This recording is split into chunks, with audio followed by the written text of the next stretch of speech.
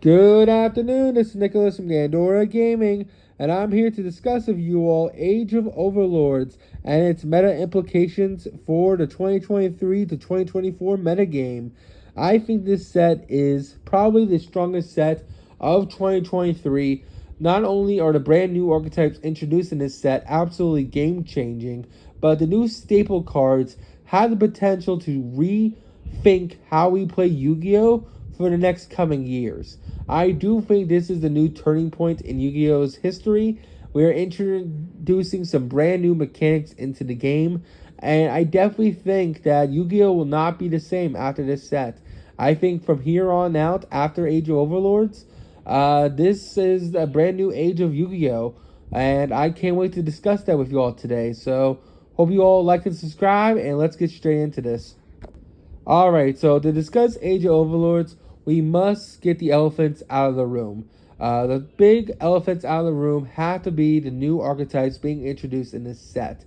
We have 3 brand new archetypes being introduced in this set, those being Snake Eyes, Diabellstar, and Horus. All 3 of these archetypes may not be meta-defying right now on their own, but as engines, they are absolutely incredible, especially Diabellstar and Horus. I'm going to get Snake Eyes out of the way because it's probably the weakest out of the 3 new archetypes, but it still has huge meta implications going forward. Snake Eyes' whole mechanic is revolving around pyro monsters. And wants to use really cool new pyro monsters in order to cheat out this new Pyro Snake God card. And basically wants to put your opponent's monsters into their spell and trap zone in order for you to then special summon them onto your side of the field. It's a very interesting mechanic, and it's a really powerful removal that we haven't really seen in Yu-Gi-Oh! Yes, there are other archetypes that put monsters into the spell and trap zone in a form of like Valiant that use the field spells in order to move your opponent's monsters in the spell and trap zone. But this is probably the first archetype that's dedicating its entire gameplay strategy to just putting your opponent's monsters into the spell and trap zone. It's a very interesting removal that is not the graveyard, banish, or back to deck, or back to hand. And I think that it is very powerful. I would like to see how Konami expands on this concept going forward with Snake Eyes. I think right now the archetype is solid. I don't think it's going to be top 20 best meta decks this format. But I definitely think it has huge potential to become a meta-defying deck once it gets new support. Now, Diabellstar, on the other hand, is already going to be seeing meta play. Diabellstar is an amazing engine revolving around the level 7 Diabellstar monster. This engine revolves around really powerful search spells and removal spells and traps in order to completely devastate your opponent. And the very scary part of this engine is that it's very splashable. You can play it in any archetype because there is no locks to it. All Diabellstar requires you to do is to send one card you control from hand or field to grave, and basically you dispose someone as level 7 who then searches not only any treasure card, because that's what the archetype revolves around, it's like this treasure Diabellstar archetype, but also searches Snake Eyes cards. So Snake Eyes and Diabellstar are 2 lore-driven archetypes that will have huge meta implications going forward. I think Diabellstar and Snake Eyes will be very powerful once they get more support to help them out, but Snake Eyes will not be meta right now, unlike Diabellstar, because Diabellstar, with the support they got in this set, in their like introduction set, they're already staples. The fact that you get a free level 7 extender in a format where Kashtira, a level 7 deck, is literally like the best deck in the format, sign me up. Especially once Kashtira gets hit, I definitely think they'll be revolving to the new Diabellstars in order to make plays. Not to mention, Diabellstar is going to be splashed in so many other archetypes, from Rescue Ace to Punks.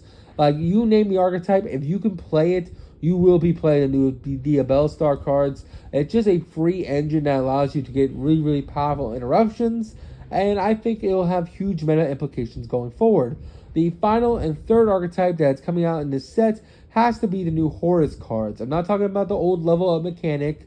We're not talking about those Horus monsters, but a brand new Horus Egyptian archetype that has to revolve around level 8s and a sarcophagus. So the idea of this archetype revolves around these level 8 monsters. And the idea is that you want to get them all into graveyard. And then as long as you control this continuous spell, the sarcophagus, you can reborn these mummy-like Egyptian god monsters, which are the Horus monsters, onto the field once per turn, and basically it gives you a whole bunch of free level 8s to either synchro climb, XYZ climb, or just leave them on field as big beat sticks climb. It's a very, very interesting mechanic, and the OCG has had a lot of experimentation and success with these cards. And I definitely think they introduced a brand new game style to Yu-Gi-Oh! That I really like. I do think they do on their own fall apart, because as long as you keep a continuous spell off the field, the whole engine kind of is scrambled. But for a free level 8 spam archetype, it's really, really interesting. And I definitely think once they get more cards, I think they have huge potential going forward, but are definitely going to see some experimentation in the upcoming weeks after Age of Overlords comes out. Now, that is it for the brand new archetypes, but we also have some introduction archetypes, I would say. These are archetypes that are much older, but they basically are retrained and are brand new in the forms of like modern day Yu-Gi-Oh! And that would be enough said enough, but now these cards are absolutely incredible. So let's discuss the brand new retrained archetypes, those being the Supreme Kings and going forward. Supreme Kings are the cover art of this set, and they're absolutely incredible. I think as a pendulum archetype, they are really, really cool. The gimmick of them is that they want to summon Zark on your opponent's turn using really cool trap cards, and basically it's a pendulum spam archetype that wants you to cheat out Zark as quick as possible to basically nuke the field and have a really, really powerful towers-like monster in order to control the game and win the duel. I think it has huge meta implications going forward. Summoning a 4,000 board wipe towers monster on your opponent's turn is very, very strong. So I definitely think that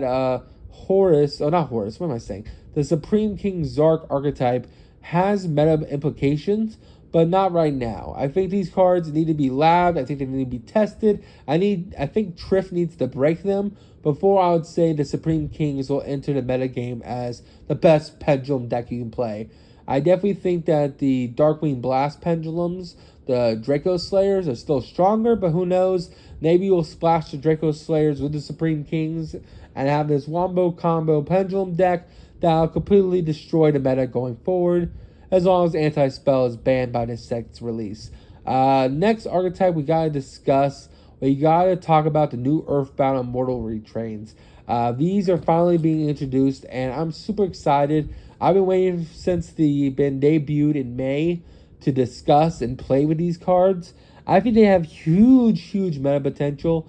They're not only a very splashable archetype now, in the form of like Fiend support, which is really strange, but they have like really, really powerful cards. Not only is their fusion monster a board breaker, but also searches any field spell in the game, but they also have really, really powerful synchro monsters and spells and extenders. I think the new archetype that we're discussing here is so far apart from their old existing form that this is basically a brand new archetype. Like, to say that this is like, oh, it's just the same archetype again is so disrespectful for what Konami has done. They literally rehauled the entire archetype, and it has been amazing to see this deck become the deck it is. Do I think it'll have huge meta implications? I'm not sure, but who knows? Maybe someone can break this archetype in half, but I can't wait to experiment with them in the upcoming set. The next archetype we gotta discuss has to be TGs. TGs are scary. TGs are absolutely scary. They're the new Manadome, I think. I think it's going to be Manadome. I think it's going to be Synchron. And I think it's going to be TGs as the best Calamities beatdown decks until Centaurian comes out. These three archetypes are absolutely terrifying. The new TG cards pushes an old strategy that hasn't been played since TG Stun into straight metagame potential. This deck they gave this monster not only a Tenki, they gave him a Lone Fire, but they also gave him a Soul Charge in the form of a level 5 Synchro. Also, their Link is basically a Soul Charge already, so what the fuck are they doing? Like, this is the most busted support I've ever seen for an older existing strategy. This pushed TGs from a 2011 deck that was like cool and cringeworthy to straight up like Mana Dome levels of like amazingness. Like, I definitely think it's a toss up on what deck is best to be playing as a synchro pile going forward, either TGs, Synchron, or Mana Dome. Now, most people are probably going to stick to Mana Dome just because it's a newer archetype, but I definitely think Synchron and this new TG deck have huge meta ramifications going forward. I think they really pushed this set, and I think these cards as commons, which are probably going to be in this set, are absolutely incredible. Like, this set seems like it should be like a $50 like staple cards, but they're so common base, it's absolutely absurd. I think these new TG cards are absolutely incredible, and I can't wait to see someone win a YCS or win a regional with them. I definitely think TG's only restriction, being locked into TGs, has been completely eclipsed by the amount of support they got this set. Shit, they even got an Infinity Barrier. This is absolutely insane, and I can't wait to see how TGs going forward will reshape the metagame. Let's also discuss the other archetypes in the room. Labyrinth get a new level 5/level 6 monster. I'm sorry, I forgot the level, but it's absolutely broken. It's basically the new butler of the deck, and it is scary. It basically allows you to set trap cards during your opponent's turn, and then using Cuckoo Clock, you can activate them. It's a very, very scary mechanic, and I'm not looking forward to it. I hope Labyrinth is touched on a ban list before this new card comes out, because Labyrinth's already the third best deck of the format. I don't want to see this card absolutely push this thing into literally the best deck. It is very scary already. We don't need to be any more scary than it already is. Other archetypes that are getting insane support will have to be the Vanquish Souls archetype. They get a new level 5 in this set. I think it's decent. I don't think it'll be pushing Vanquish Souls like even higher in the meta game, but I think it's really, really good in general. Novella gets a new card. It's a pendulum for a ritual deck, but it's basically a remodern Manju, so I like it. I definitely think it's like the most creative deck out of Wild Survivors, and I definitely think it's way better than Transcendent Drake cards. So honestly, I'm happy where they're going with Novella. I'm just going to let them cook, literally and figuratively, and see where this archetype goes from here. And yeah, there's even more staple cards we gotta discuss. Not only are we getting brand new archetypes that will completely reshape the meta that I already discussed, but we're also getting brand new staple cards. We have Anti-Zeus, which is basically Zeus 2.0, where basically it's a floodgate for all monsters at 3,000 or higher attack. And then it also has a quick effect, detach material to remove a monster on the field, which is really, really solid. Yes, it locks you out of special summoning for the rest of the turn, but who cares? Basically, you play this in trap-based decks in order to have a really, really powerful monster.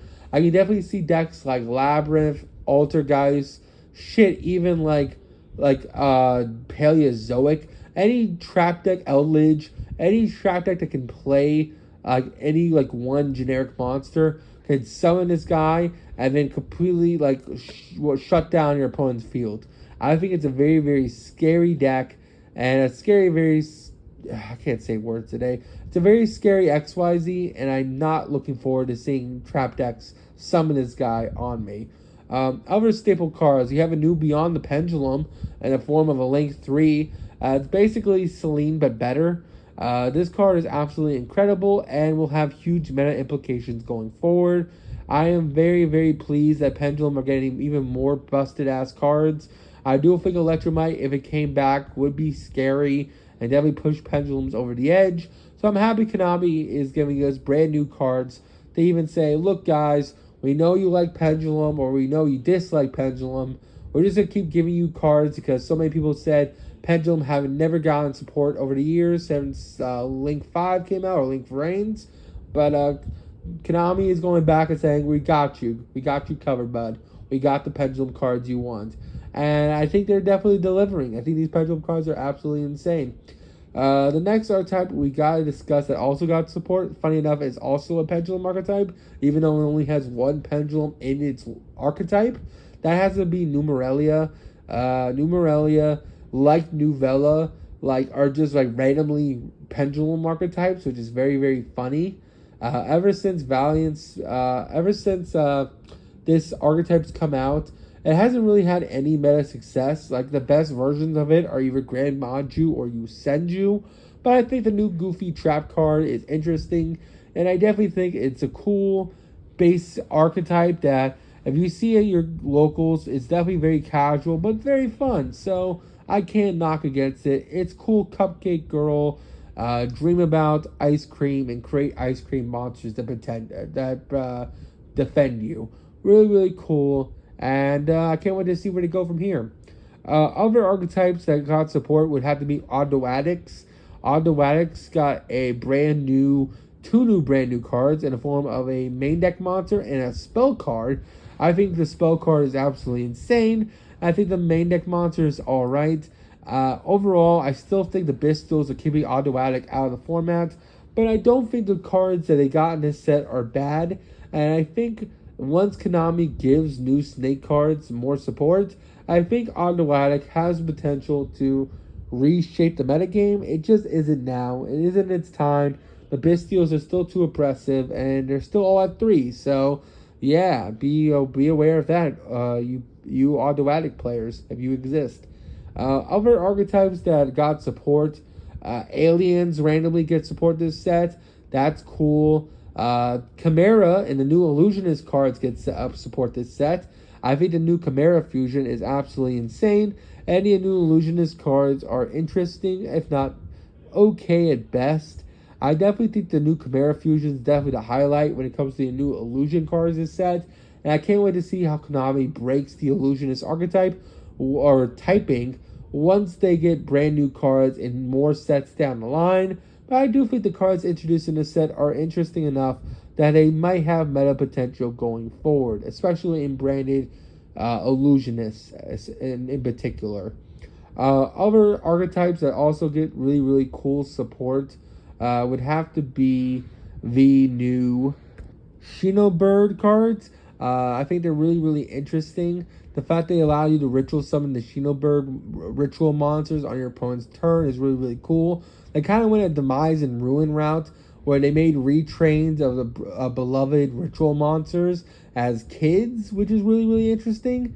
I think the new Shinobird cards allowing you to ritual summon from deck is absolutely incredible, and I don't think it'll push ritual Shinobird into the meta game, but I definitely think it's a really, really cool archetype, and I'm glad Konami is giving it some love, especially since it's not only a ritual archetype, but it's also a spirit archetype. And when was the last time Konami gave spirits some love? Yes, we have the Power of the Elements cards in the form of the level 4 guy that's played in a whole bunch of random strategies, but I don't know. I just want to see spirits as an archetype get support. And Shinobirds is definitely the strongest of the spirit archetypes, so I'm glad they're getting some love. Other archetype that I'm glad is getting some love is Watts. I think Watts are just a very, very funny deck. Yes, they're not really a staple archetype, but hey, it's goofy, it attacks directly. The new Synchro monsters are really cool. I like the tuna. The tuna's funny. And yeah, that's really all I gotta say about Watts. It's literally Watts. What do you want me to say? They're fun, casual deck. I think they're really cool. The final card I must discuss before I end this video has to be the new IP Masquerena Link. It's SP Little Star or Ninja, whatever the fuck this thing's called. This card is absolutely insane. It's basically the new version of Unicorn, but better. And yeah, this card is absolutely broken. I would not be surprised if this card ever gets banned. It's basically going to be a staple for every deck going forward. So do not be surprised if this card ends up being a secret rare or a Starlight. This card is absolutely broken, and Konami has power crept 3 Link monsters and 1 powerful new Link 2 that will absolutely be seeing meta success going forward. So you all tell me what your favorite new archetype or favorite card coming out this set, and I hope you all have a good one. I think I mentioned everything. Tell me in the comments if I forgot something, but I think I mentioned everything. Anyway, I hope you all enjoy, like and subscribe, and I'll see you on the next one. Bye-bye.